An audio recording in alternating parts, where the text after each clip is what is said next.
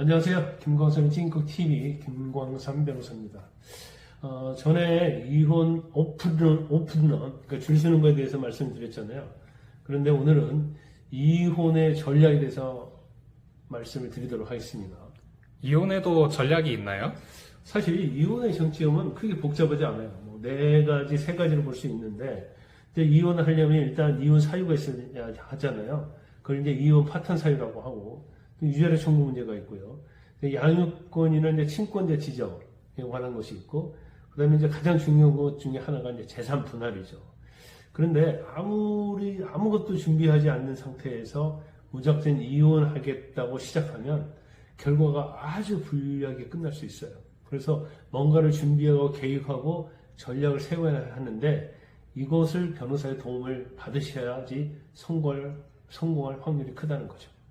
대부분 의뢰인들이 위 네 가지 중에서 재산 분할 청구를 가장 중요하게 생각하지 않나요? 일반적으로요, 이제 오랫동안 결혼 생활을 유지한 경우에서는 재산 분할을 50대 50을 주장을 합니다. 물론 이제 특이 재산이 있냐 없냐에 따라 달라질 수 있고요. 기여도가 얼마냐가 또 중요해요. 그래서 문제는 자 50대 50, 우리가 50을 주장해서 50을 받았다 하더라도 가장 큰 게 중요한 것은 드러나지 않는 숨겨놓은 재산일 수 있어요. 그러니까 빼드는 재산일 수 있다는 거죠.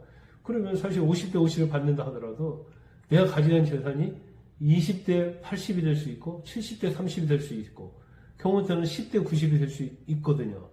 그래서 이 드러나지 않는 재산을 누가 많이 가져가느냐, 그걸 어떻게 찾아내느냐, 이거에 따라서 재산 분할의 규모가 엄청나게 달라질 수 있는 겁니다. 따라서 이혼하기로 일단 마음을 먹었다고 한다면 바로 이혼하겠다고 할 게 아니고 바로 소송을 제기할 게 아니고 장기적인 플랜을 세워야 한다는 거죠. 그래서 내가 받을 수 있는 재산보다도 더 많은 재산을 받을 수 있는 방법을 강구해야 하고, 또 양육자 지정이랄지 친권자 지정에 있어서도 내가 반드시 양육권을 가져와야겠다, 친권을 가져와야겠다고 한다면 사실은 면밀하게 컨설팅, 카운슬링을 받아서 그러한 환경을 조성한 다음에 이걸 가져와야 하고요. 또 혼인 파탄 사유가 상당히 법적 요건에 해당되지 않는 경우에는 어떻게 파탄 사유를 만들어낼 것이냐, 법정에서 반드시 이혼을 하게끔 할 수 있느냐, 이것도 굉장히 중요한 부분이잖아요. 그런데 그러한 부분을 장기적인 플랜 하에서 준비를 하는 게 좋다, 이 말씀을 드리는 겁니다. 그러면 재산 분할과 관련한 상담 사례를 하나 들어주실 수 있으실까요? 그렇죠. 이제 결혼이 한 10년 정도 넘었어요. 근데 부인이 호스트바 종업하고 바람이 난 사건이에요. 그런데 남편은 상속받은 특이 재산이 많아요. 그래서 재산이 상당히 많이 있었거든요. 근데 부인은 재산이 별로 없어요. 부인은 전문 직종이었습니다. 그래서 남편 쪽에서 이혼을 하려고 우리를 찾아온 거죠. 그런데 재산분할 하려고 보니까 적어도 부인 쪽의 기여도가 20에서 30%는 될 가능성이 큰 거예요. 그러면 이혼하게 되면 오히려 혼인의 파탄의 책임은 여자이겠잖아요.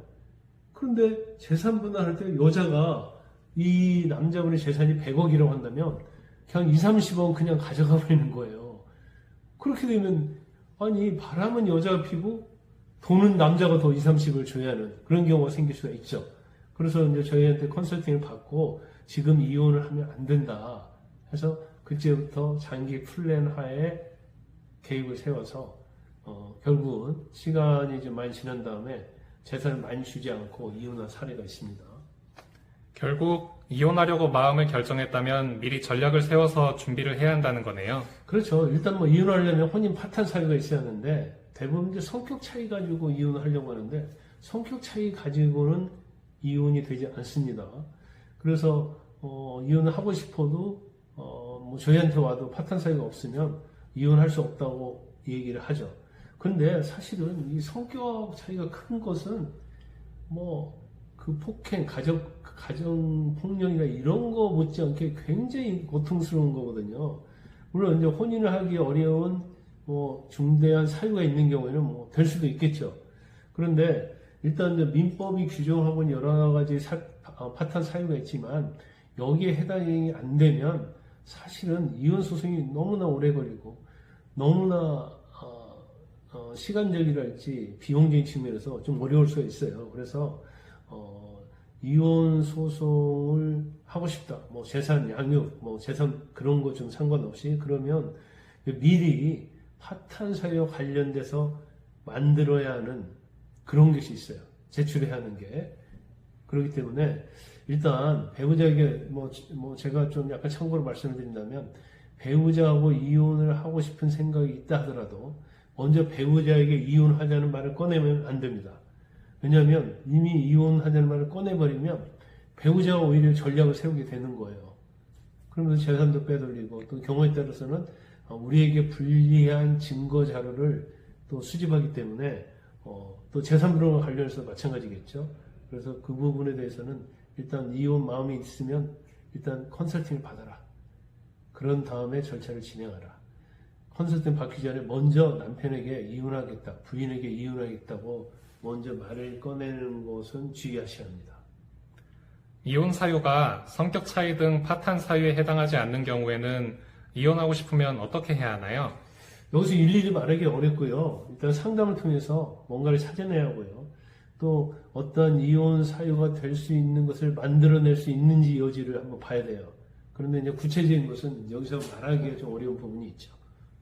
일단 파탄 사유가 상대방에게 있다는 증거가 있어야 위자료 청구와 양육비 청구, 친권자 지정에도 유리하지 않을까요? 당연히요. 당연히요. 혼인의 파탄 사유가 있으면 있는 사람에게 위자료 청구할 수 있는 거예요. 그리고 그 파탄의 책임이 어느 정도인지에 따라서 사실은 양육자와 친권자 지정에도 직접 영향을 미칠 수 있는데 중요한 것은 이런 거죠. 내가 먼저 이혼소송을 제기하느냐, 상대방이 이혼소송을 제기하느냐에 따라 달라질 수 있어요. 왜냐하면 내가 먼저 이혼소송을 공격적으로 제기하면 상대방은 방어를 해야 하거든요. 그래서 그러다 보면 공격적으로 제기한 사람의 입장이 유리한 지위를 차지하고 있어요. 그래서 누가 먼저 제기하느냐도 상당히 중요합니다.